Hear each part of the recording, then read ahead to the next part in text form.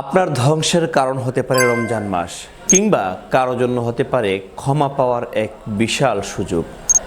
রমাদান মাস এসেছে আমাদের মুক্তির জন্য, আমাদের ক্ষমার জন্য, আমাদের রহমতের জন্য। অবারিত ধারায় রহমত বর্ষিত হয় মুসলিম জনপদে। আল্লাহ তাআলা রব্বুল আলামিন ক্ষমা করার জন্য উদ্গ্রীব হয়ে ওঠেন, বান্দাদেরকে ক্ষমা করেন। অগণিত গুনাহকে আল্লাহ তাআলা রব্বুল আলামিন সওয়াবে পরিণত করেন এই রমজান মাসে। হাদিসের পরিভাষায় বলতে গেলে বলা হয়ে থাকে গুফিরা লাহু মা তাকদ্দামা মিন যামবি, অর্থাৎ বান্দার পূর্ববর্তী সকল গুনাহগুলোকে আল্লাহ তাআলা রব্বুল আলামিন এই রমজান মাসে ক্ষমা করে থাকেন। তবে ধ্বংসের বাণী তাদের জন্য যারা এই রমজান মাসের অবারিত সুযোগ পেয়েও তাদের গুনাহগুলোকে ক্ষমা করাতে পারল না।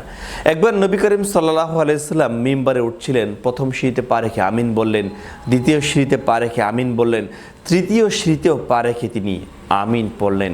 সাহাবারা অবাক হলেন, জিজ্ঞাসা করলেন, ইয়া রাসূলুল্লাহ, কখনো তো আপনি এমনটা করেননি।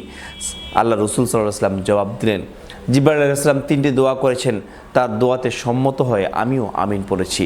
তার মধ্যে একটি দোয়া হচ্ছে, ওই সকল ব্যক্তি ধ্বংস হোক যারা রমজান মাসের অবারিত এই সুযোগ পেয়েও এই গুনাহগুলোকে ক্ষমা করাতে পারল না, নিজেদেরকে আল্লাহর কাছে সঁপে দিতে পারল না, তারা ধ্বংস হোক। রাসূল করিম সাল্লাল্লাহু আলাইহি ওয়াসাল্লাম জিবরাইল আলাইহিস সালামের এই দোয়াতে সম্মতি জানিয়ে আমিন বলেছেন। এর দ্বারা আমরা বুঝতে পারি রমজান মাস যেমনি করে আমাদের জন্য অবারিত সুযোগ নিয়ে এসেছে গুনাহ মাফের, তেমনি করে আমরা যদি এই সুযোগকে কাজে লাগাতে না পারি তাহলে আমাদের জন্য বিশাল হুঁশিয়ারি এবং ধ্বংসের অভিপ্রায় জানিয়েছেন রাসূল করিম সাল্লাল্লাহু আলাইহি ওয়াসাল্লাম।